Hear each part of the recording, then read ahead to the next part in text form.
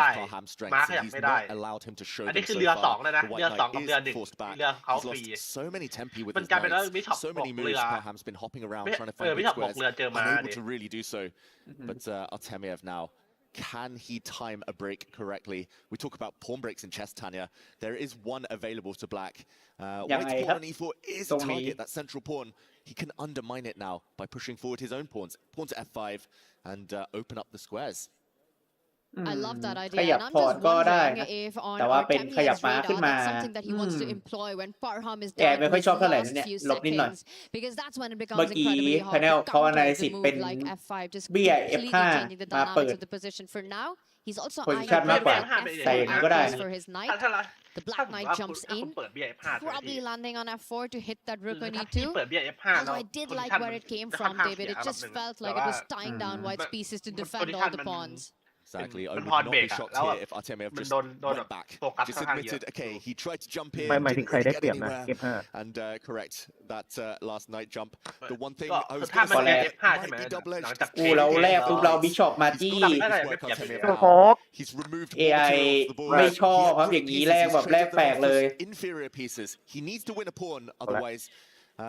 กลายเป็นว่า Just เกือบ keep เท่าแล้ว both of ที่ Artemia เท่ากัน to Parham Maksudlu both defended and David your idea on the board now that White's rooks are clamped into defense. F5 trying to open a ผมว่าเสมอ second นะเนี่ย flank for attack.